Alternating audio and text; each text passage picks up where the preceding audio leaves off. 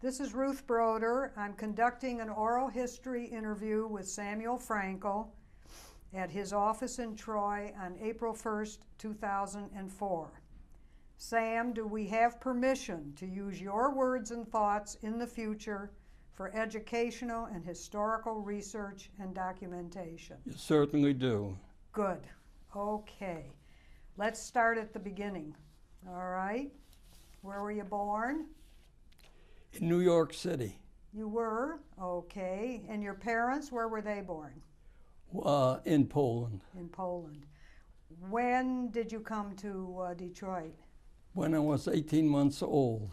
So you're a Detroiter? Practically. Yeah, okay. Where did you live in your childhood? Where did you start out? Oh boy. I think we lived on Montcalm when I first was born. And I went to Bishop School. Bishop? Okay. And then we moved to Sturdivant. And I went to intermediate, Hutchins Intermediate for a year and a half or 2 years. Then I went to Central when it opened in January 26. I was a sophomore and graduated in January 29. Was that when Central was what is now Wayne, or when they moved out? On the Linwood Avenue. On Linwood Avenue? Okay. What about college? I went to the University of Michigan, was there for a year and a half. I went there from January 7 or 8 and left in 29. Okay. In June of 29. And then where did you go? Wayne State for a year, and then to Detroit College of Law. And that's where I graduated. So you're a graduate lawyer. Mm-hmm. Did you ever practice law? 6 weeks. And then what did you do? I was in the produce business while I was practicing law. Yeah. And it was a family affair. My sister married Ben Mossman, who came from the produce business, and so well, it's a long story, but anyhow, he had food installations in Packer supermarkets, and he asked me to join him. I gave up the law and went in the produce business. Did you have any feelings about giving up the law after all that My work? mother looked at me kind of scornfully, and she said, "You doing what?" I told her. She says, "Well, it's your shot to call." Okay. And so you were in the food business? From there till 1951. And then you veered off again? No. It grew, and that kept growing because the food company I was with grew. Mm-hmm. And I became part of Packers, and we bought Big Bear, and we later became Wrigley's, and later became part of the chain, a regional chain. We had stores in Cleveland and stores in Oklahoma and some in Texas. And I was with that for a long while, then happy to get out. And you went from there into the real estate business. And that's where you've been ever since? Ever since. Okay. Were your parents in any way involved in the community? Did they do community things or not? No, they weren't. Not really. All right. Then they were busy doing their own thing at home, you know. How many children in your family? Just my sister and myself. Okay. Your community involvement then did not come from anything that your parents were teaching you. It came to you. Except that my mother came from a large family. And she was the first one over here. Mm-hmm. And I remember as a youngster, because I could drive a car, I went around to her brother, helped raise money, and we used to send for a member of the family every year. We'd send for one member of the family. And she was instrumental in bringing over 2 or 3 sisters and a couple brothers and nieces. So we migrated most of the family from Poland over to Detroit. And you were involved in that. That's exciting. We went on Hastings Street and used to buy a ticket, send it to them. someplace, I forget the name of the place, Goldman or something, I forget. Yeah. Oh, okay. That's exciting. So what inspired you then to become involved in the community? When did that happen and how did it happen? I don't know. I think it was my mother's teachings that you help others. I think that's what rubbed off on me. And I was very independent. I drove when I was 11 years old. My uncle, my father's brother, got me a driver's license. I never went down there for examination. He brought it to me. So we had a Model T, and I was better with an automobile than my father, actually. So I drove since I was 11. And I'd go visit and do things. He'd buy a piece of property. I'd go collect rent after school. He made an entrepreneur out of me. He made it very early on. Very early on. And I never had a bicycle, but I had an automobile. And at 11, you were allowed to drive around?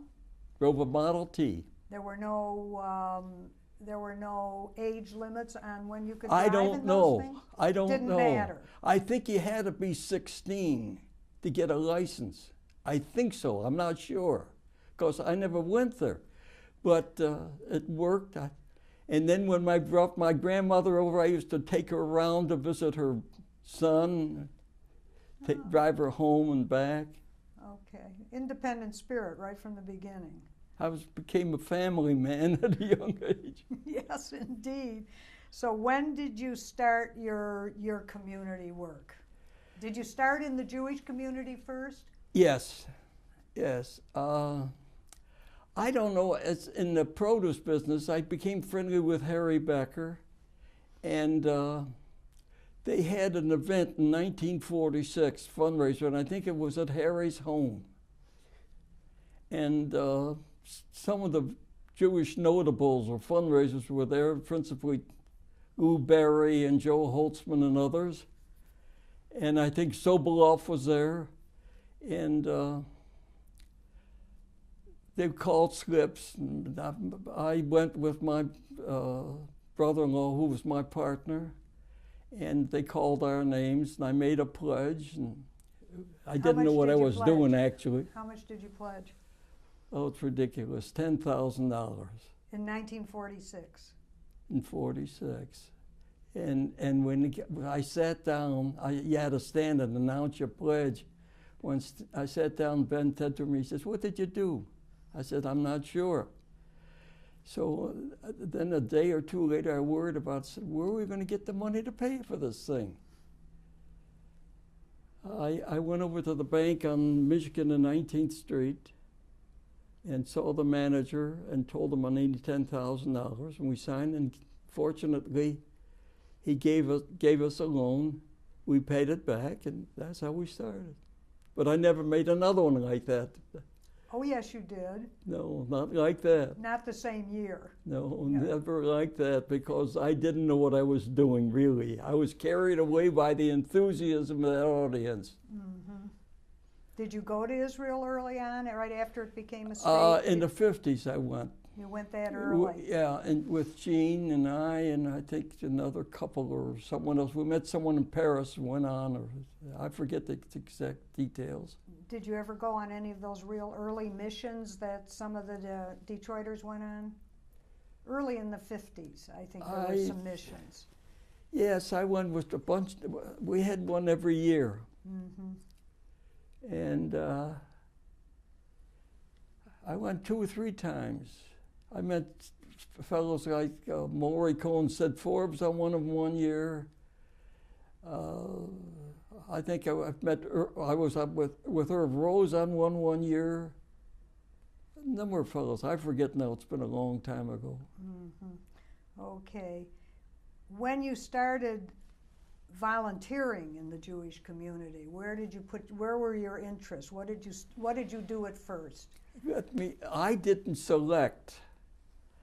Because maybe I made the pledge, Sobolov in the front and concocted an idea, and it was, if they thought you had the ability or the wherewithal, they appointed you some sort of committee. So I was asked to join a committee chaired by Harvey Goldman, I think to do development or something.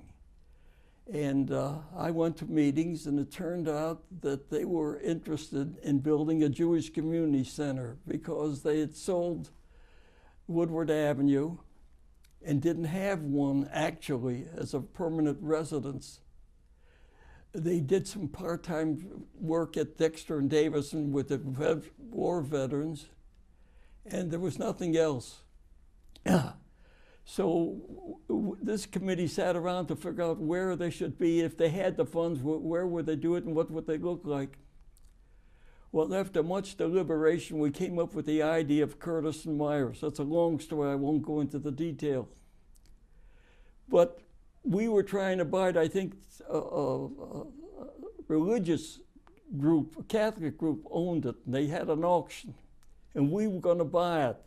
But we didn't put up an offer early enough, and it was sold to Mr. Niemer. Mickey's father and his partner bought it.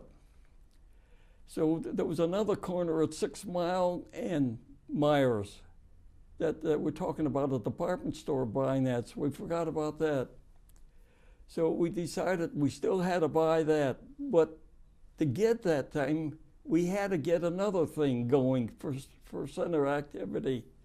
So the committee decided to put one in Oakland County. And we bought 10 Mile. I was instrumental with Bert Smokler buying that site, and we built that one, designed it.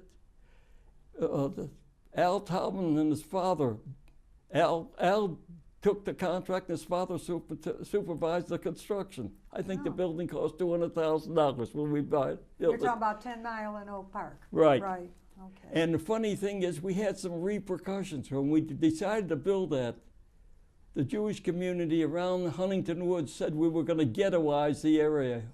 Would you believe it? And there was some discussion about that, but we finally that was resolved. So that was built, I think, in 53 or 54. And during that time, we finally worked out a deal to buy from Mr. Niemer the property.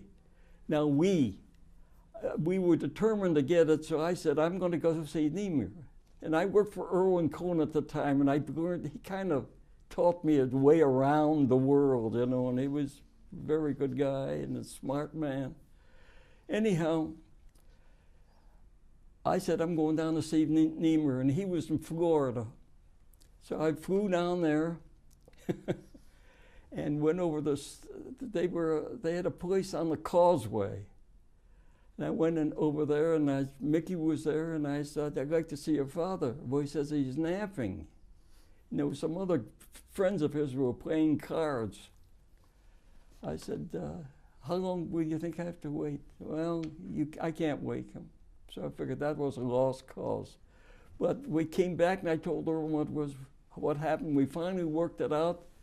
And with Sobeloff, we engineered a deal. I think he bought it for $200,000. We gave him his $200,000.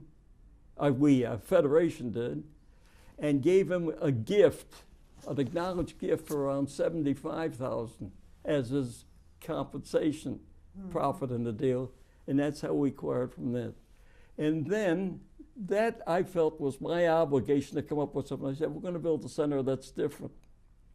So I was chairman of the building committee.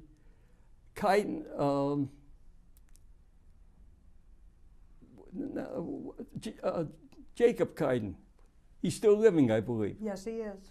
He was president at the time, and I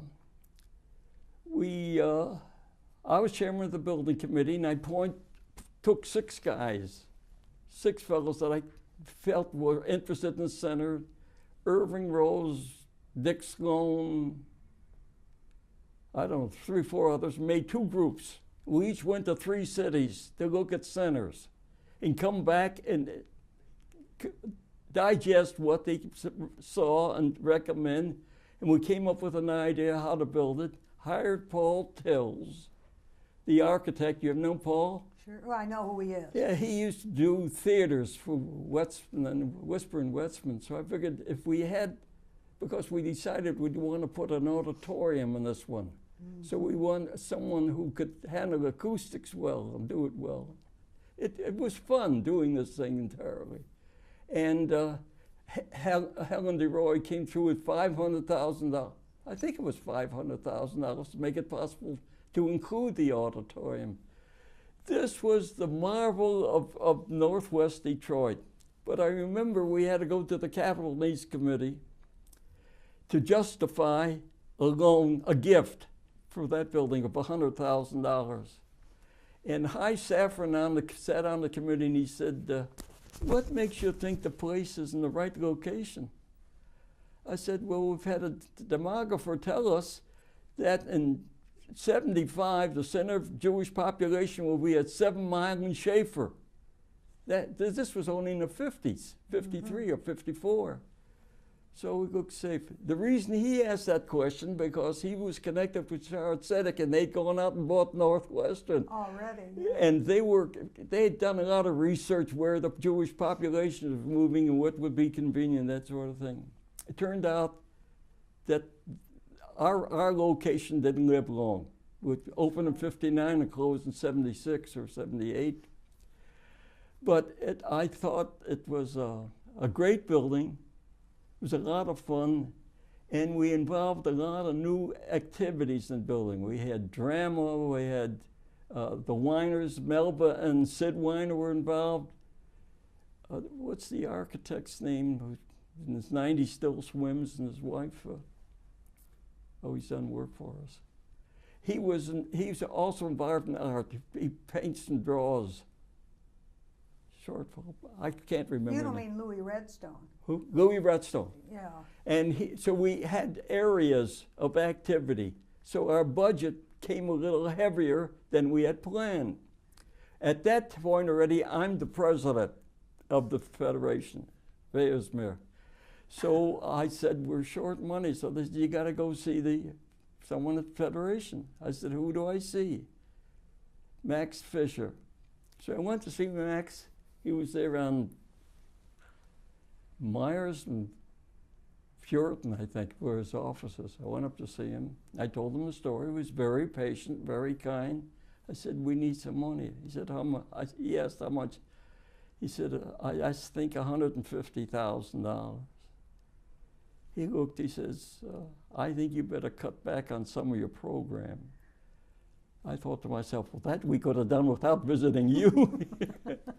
But that's what the news I brought back to the group at the center, and we did have to curtail some activities, but a bond was developed between the center and Federation where they supported us, and they still do, kept adding more money right along, but it's a great facility, and it's a great opportunity to orient people in the community, strangers and people that reside here. I think it's the best. It doesn't do the best work. It does the best job of telling Judaism and who you are in the community than any agency you have, I think. I think that's a good evaluation. I don't know. Were you involved again when they made the next move? No. Out to West Bloomfield? You weren't involved anymore? No. Because I was involved in the clearing of Maple and Drake. Of the property. There were about 4 or 5 of us. That was at the bank, and we decided that was a good place. We went down to the Capital Needs Committee to tell them to help buy it. And Bill of Vernon suggested do as the Archdiocese does. Invest money in land because it'll serve your purpose. So we went to the Capital Needs Committee to help buy it once we found out how much it would cost. And I'll never forget this. You remember the name of Lou Tabashnik? Sure. He was on the Capital Needs Committee. And I forget what it was, 400,000 or I forget the amount we had to pay for the property. And he says, you mean we're going to invest money in land? I said, yes. He said, why? It doesn't pay anything. It's an expense to maintain. Well, it isn't much because they'll take it off the tax rolls. But I said, how else can we grow? He said, well, we need the money to invest it in income. We can buy income stocks with that 400,000. But anyhow, he was outvoted, and he gave us the money to buy Maple Drake. And they built a new center. Yeah. And the sad part was that once they bought it, they expected people to build right away, and they went through inquiries. They sent every agency a letter. What are your plans? Do you plan to move? If so, where would it fit? Does this site attract you or appeal to you? So they wanted activity right away. You know, when you go into kind of a rural area, you got to wait till it matures on its own. You don't push these things. It's not like taking a drug. You got to let it feed on its own. But that's where it went. Well, you had to listen. And now it's overcrowded. Yes. Yeah. Well, it's in the right place. Because the Jewish community built around it. Yeah, it's in the right place. Which brings us to something else that's out there, which is the Jewish Academy, which is jumping ahead. I didn't mean to go there so quickly. But the Jewish Academy is now on that campus, isn't it? Yes. You're somewhat involved in the Jewish Academy. I beg your pardon? You're involved in the Jewish Academy. Yes, yes, I am. Well, tell me about it. Must I? Yes. Why? Well, because I'd like to hear how you got involved. Well, because now you're off in another thing. You're in Jewish education now. We've been involved in education for a long time. When we went to Israel, this is a long story. I know, but I want to hear it. So let me hold the academy off for a minute. Yes, go to Israel first. I became acquainted with the Goldsmith family. And he and Rabbi Siegel, who was the Rabbi of Adat Shalom, for which Gene and I were members, were involved in the development of Hillel. And that's Jewish education. And we gave some money, but that was nominal. Mr.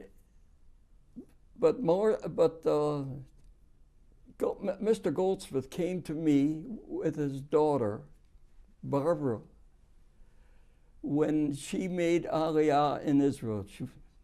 And they went through a long process of putting in their form of Judaism in Israel. Because you either were state operated, which they support, which is very religious, or secular, which you're on your own. And they wanted to do similar to what they have here. Well, you can't do that in Israel unless you get a franchise from the government. So they had to go to the Knesset. And they worked for a long time. They had a community owned, but they finally got a franchise. And they wanted a school. The state of Israel gave them a couple of abandoned kindergartens, metal huts. You remember those? What they call them? They had a special name. I know, and it'll come to me. I got pictures of them. Yeah. So they gave them one or two of those, but they needed a building. So Gene and I were going to Israel that year, and Barbara Levine asked us if I would let her and some of her friends and people that are involved show us what they had. We met at the King David on a Saturday evening about 10 o'clock, and they were there, about 4 people or 5, and the deputy mayor of Jerusalem, who was an awfully nice man. I have a picture in the other room. And he told me, we were talking, he said, now that you got to school, he said, would you, if we match, it needs $500,000. We'll give you half if you raise $250,000. I said, here I go again. I said, well, I'll think about it. And that's what we did. We raised $250,000. They got, and they matched it. We built the first part of the school, and it's called the Gene and Sam Frankel. Wait a minute, what is it? It's a Jewish school. Yeah. And that was built in 81, I think. And it's grown. We have just 530 students. That's all we have room for. But we've added facilities every couple of years. The building has grown.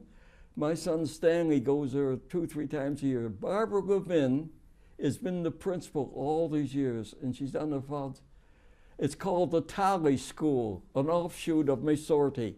Mm-hmm. And they now have 90 tracts around the world. They've got some in Russia, most of them in Israel, but not other parts of the world. Is it more like a it's more like a conservative. Like conservative, like we would have but they don't here. Talk conservative in Israel because they're not on the same level. Not You're either sanctioned, Orthodox or secular. Right, right. But they each fighting for a position or recognition or something. I don't get too much involved in that. Nah, that's the politics of Israel.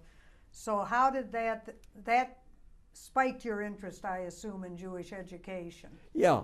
So when we come here, and running a school is a problem because it's always a loser. Mm-hmm. The cost of education keeps going up. The people that want to enroll their children can't generally afford it. It's expensive.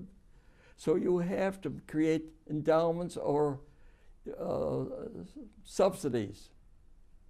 And so it makes it difficult. Now, if you have too few enrollment, you can't have a faculty. If you have too many, you can't afford that either because each student takes endowed money to support. Mm-hmm. You follow me? Mm-hmm. That's the way it goes. So they came to Gene and I, and we talked about it, and we wrestled with it, and finally succumbed. And we made the pledge, and it's supposed to be finalized in this coming year. Now, when we get that straightened out, they're going to need new facilities. They're working out of temporary quarters. But they're on the center property, aren't they? Yeah. How many students in the school? 150 some, and 150 students. Yeah. They're trying to get up to about 200, 210 or something like that.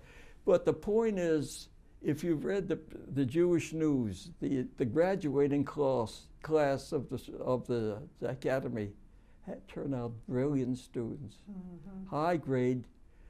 Of the 35, I think, that graduated this year, 17 or 20 were accepted in top colleges in the country, and they have high grades, and they have a good program, good curriculum. They're just smart kids. Does the academy, does it work kind of like the Hillel Day schools where they have half day on Jewish topics, half day on general? How does it work? Well, they do total curriculum. It's total curriculum. Yes, and Rabbi Buckman, who runs it, is a very capable and brilliant man, and he does a super job with it. He's in charge of the institution. Okay. Now, what about your involvement you want to take some water? No, just for a minute. What about your involvement in the Federation per se, other than just the center? Were you? I was an officer for a long time, and then it just too much politics. So I decided I was involved in business, and I didn't have time for both, really. Were you involved in the campaign in the Allied? Called the Allied Jewish campaign. Yeah, I was in the those campaign. Days. In 1971, I think I was chairman of the campaign for 2 years. 1 year with Philip Handelman. First year alone, then second year he joined me as a co-chairman. Dave Handelman? Dave Brother, Dave Handelman's brother. Oh, Phil, okay. And, all right, so that was that. Now, did you have involvement in the hospital too? Hmm? In the hospital? What about Sinai Hospital? Do you have any involvement in that? Uh-uh. You didn't? No. Okay. Tell me about receiving the Butzel Award and how you felt about that. Oh, I was really thrilled about that because it's a very select society, a very or group of people, and who've shown their devotion and interest, concern, dedication, and they're legitimate people. It's not politics, I don't think. And I'm proud to be one, and hope it keeps up their good work. They will. Let's go back a little bit to 1967, which was kind of like a watershed year in the history of the city of Detroit, but I think probably in the Jewish community too, because of Israel. So, how did you feel about all the changes that came about after that? Well, you know Paul Zuckerman? You remember him? Oh yes. He was very much involved at the time, and he had a position or an arrangement or worked for Israel in a very high way, friendly with Golda Meir and the prime minister. And so when this thing happened, he called a meeting. I forget where it was, room packed full of people, and he wanted to raise millions, which he did. And he didn't call slips, he pointed to you. And we all got up and did our share. But I must say that he, from an actual roll-up sleeves working guy, fellow that was shy and nervous about visiting with the people, he did a super job. He gave of himself time and energy and money. And I knew when he drove a truck, first started before he got involved in velvet peanuts, but he's a great guy. So that helped. You develop a certain love, and it rubs off. If you know the person, it rubs off on you, and you get to pass it on to the next, and becomes kind of not an inner circle, and it expands. It grows on its own momentum. I found that to be the case. What were your feelings about what happened in the city of Detroit and the exodus of the Jewish community? That was a shame. That's a shame, and that reason. It's like you build a neighborhood. This is the only community that I can think of that's had this problem. First place, Detroit physically is a bad deal because half of Detroit is in Canada. The river divides us, so and we've had a poor transportation system, so it hasn't grown in the orthodox way that most cities grows. But we've had our different groups of people lived in places. And when the automobile people imported workers, there was no place for them to live. They moved in. And finally they caught it, and they kept moving. From Detroit to Oak Park. They skipped Hazel Park. Some of them went to Royal Oak, kept going. So you either went out Gratiot Avenue, Michigan Avenue, or Woodward Avenue. Those were your only three arteries. You couldn't go anywhere else unless you wound up in the river. And so everything has a short life in Detroit. That's why we're going in. Detroit expanding now, or metropolitan Detroit is expanding now 40, 50 miles away from the hub of the city. And that's shameful. You have to build roads, but so be it. Maybe that's why I'm in Troy. I don't know. But the interesting thing is that you obviously still have a feeling for the core city because of what you did back down with the symphony. Metropolitan Detroit can't survive without Detroit. Mm-hmm. And Detroit has to be built, and I don't know if they're on the right track yet.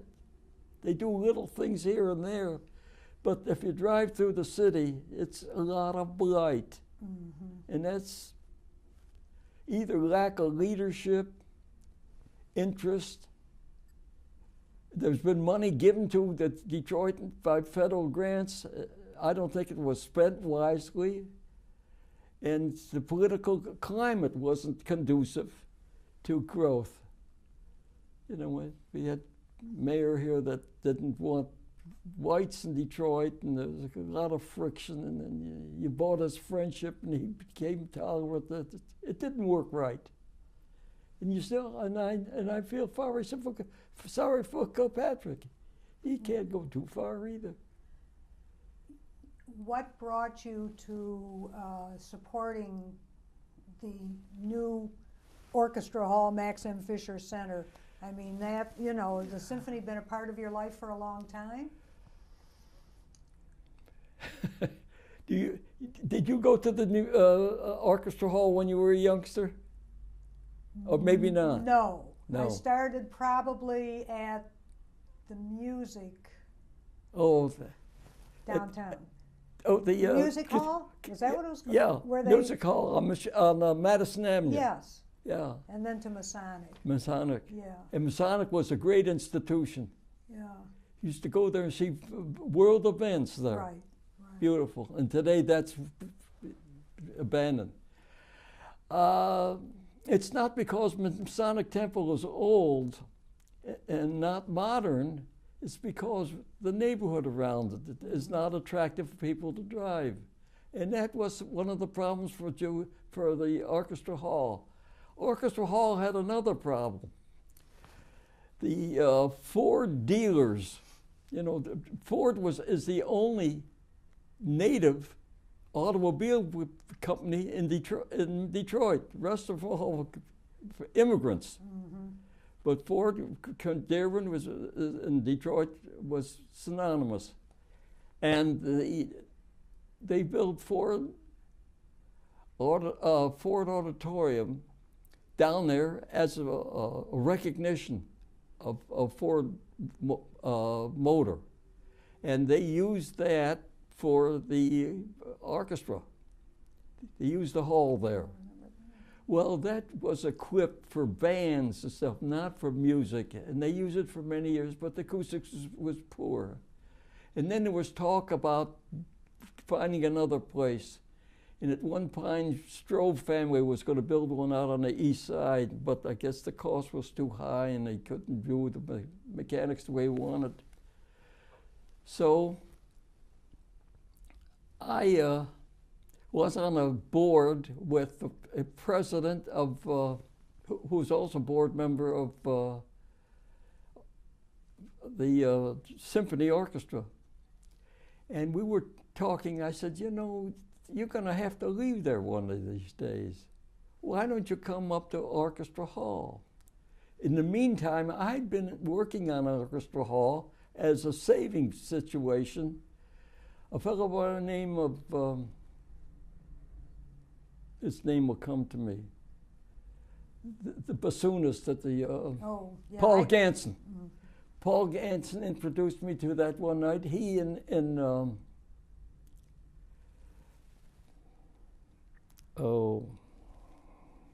I can't remember. Good friend of mine too. They took me there one night and the place was a mess. And they were selling seats. Maybe you were involved in it. If you get your name on the seat for $100, they figured they raised enough money to help begin restoring the auditorium. I said, $100? You're not going to get very far. You need $1 million, and you haven't got that many seats. So I said, let's raise them to 1,000. So we did that, but that didn't help. At any rate, they had a retired General Motors engineer who pro bono worked for him. And he got mechanics and people to help. And we put out priorities. The place was a shamble. So we take one wall and fix a panel first. So people, if they came to us, saw a change, there's something in. Then next week we'd go, or next month we'd go across the hall on this side, so it wouldn't all be in one place. It just shows some activity. And we did that for a year or two and finally got it straightened out. Frank Stella, who's quite active in the city, and he's a great guy and a good leader, picked on me and Dick Kuhn to work to restore the hall. Dick was supposed to do the fundraising, and I'm supposed to do the work, I think. That's the way it went. But anyhow, we had to put in money. So the three of us each went to the bank and borrowed $250,000 and used some of that money to restore it. We finally put it together so it was presentable. And then Paul Ganson was helpful. We hired a fellow in Ann Arbor, I think his name was Prechter or something like that, and he would engage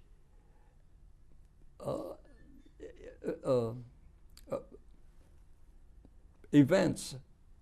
So one time we had the Moscow Symphony here or something, and all over the world, whichever was available at a price we could afford, we'd bring them in. That wasn't continuous. We'd have a 1 month of a show, and then we'd have a lapse, and we'd have another show, but enough to bring people around.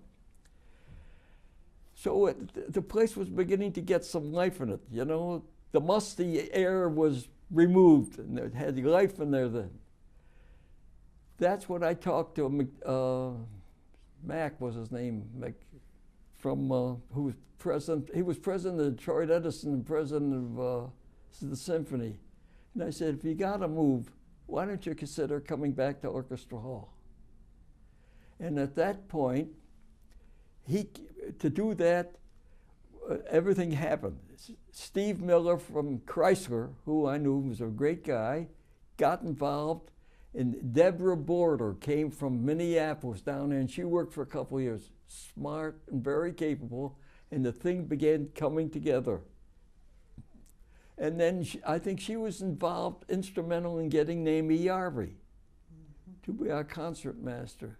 I'm sure she was. Then she left and Mark Volpe came. And he was here a few years. And it began to grow. The trouble was we never had a real knowledgeable person on music and how to run an orchestra and a symphony work for us. Never did. We made an effort, but we all liked music as an audience, but didn't really understand it and know how to work with it. And that takes years of training and knowledge. So we came this far, and there it is. Now we got the facility. When you're looking for the people to run it. Well, you brought back Orchestra Hall, but Yeah. then you had another role to play when it expanded into this great big music center. Well, They called on you again, obviously. yeah, Peter Cummings became involved. He's done a great job fundraising and working. And he talked to his father-in-law and got him to give some money, and they built the Max, that part of it. And you were involved in that too. Well, yes. Yes. Okay, you're too modest. You're too modest, Sam. All right, one thing we haven't talked about at all, so we got to move back a little bit, is you have a wife and children. Yes. Who's your wife? Who was she? What was her maiden name? Grossberg. Jean. Grossberg. And you have how many children? But How many children? 4. Name them. Stuart and his wife Maxine, they have 2 children. Stanley and his wife Judy, and they have 2 children. Bruce and his wife Dale, and they have 2 children. Joellen and her husband, George Nyman, they have 3 children. So we have 9 grandchildren. Biologically, we've added by marriage 3 more. We have 1 great-grandson and the second one granddaughter due next month. That's terrific. And that's it. And that's the whole Frankel tribe. Well, that's a good tribe. What do you think, we're going to get really serious now, what do you think are the major issues facing the Jewish community today? And let's not talk about Israel yet, because that's right, just shake the head. But what do you think are the major issues for the Jewish community in Detroit and in this country? Well, I really don't understand the problem anymore. It's grown to such dimensions. First, there's been a lot of new elements coming to, you know, when I was raised, Detroit was a small, compact city, like most cities were. We've grown helter-skelter, so we're all over. There's a lot of, our population's grown by 100 million or more in my lifetime. And this is a wonderful country to live in. Freedom of thinking, you can do anything you want within the law. You can express yourself. Sometimes you talk out of turn, you get your wrist slapped, but you can still speak up. And as a result, you get sometimes built into the doctrine of necessity things that can wait or should be rethought without jumping into them. You know, once you get into them, you get your feet wet, it's difficult to dry them off and get walking again. So that, I think, is our problem in this country. But that will always continue here because the country permits it. And that's free speech. And that's going on now politically in this environment. About Israel, I don't understand at all. That to me is a confusion. We've developed so much antagonism between the Jews and particularly Islamists. And maybe we resort to what we were taught or what our grandparents learned or our forefathers learned that isn't practical today anymore. And that's influencing our thinking. I'm not sure. There's got to be an open mind and a way, a privilege to live with. I'll tell you, I learned a little bit about this on my own, on a very small scale. Being in the real estate business and driving around, and every Sunday I used to take the kids for a ride with Gene. We'd have, go for a picnic and take a ride. I'd look at areas, places to build or to buy or sell or whatever. And I found Troy. And the reason it was here because I was involved through my arrangements with Max Kogan building, with Jay Kogan building the North Oakland Mall. And then I said, Troy has got great opportunity and nothing but vacant land and poor as church mice. If there was a good piece of land, Birmingham would annex it from Troy. Birmingham's city dump wasn't the city of Troy. That's the way they treated Troy. Troy was a doormat for junk. But it had a lot of land, it was reasonably priced, and it was in a good location, just east of Birmingham and out toward, all the way to the lake. A lot of people east of us here. And the artery was good, 16-mile road, came all the way from the lake down to Woodward Avenue. Once across Woodward, we were in trouble because that was all residential. But I found this land here, and you got to catch up. Keep going. And I put this together. And you know, it was a pleasure dealing with the city forefathers here of building this community originally, because they had nothing, had no tax base, had nothing. We decided here and bought 46 properties, 46 in 6 weeks. You wouldn't believe it. From a half acre to 2 acres, all in one stretch. So this would grow good. This only started from a small piece of land and it kept growing. And the city helped us and we did a pretty good job. Once we got up to a point where it was big and the neighbors saw us getting big, they felt a challenge. Now that's human nature. You know, when you saw green grass last week and next week you see something, it begins to challenge us. So they figured maybe we wanted to take over the city of Detroit. That would be the last thing anybody would want, but that's what they thought, or some of them thought. We were crowding them. I remember at one time when talking to neighbors here to get a rezoning, and I called some neighbors, I said, how do you feel about this?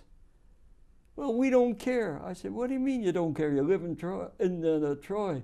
Well, we live in the Birmingham school district. So we have a Birmingham mailing address because we didn't have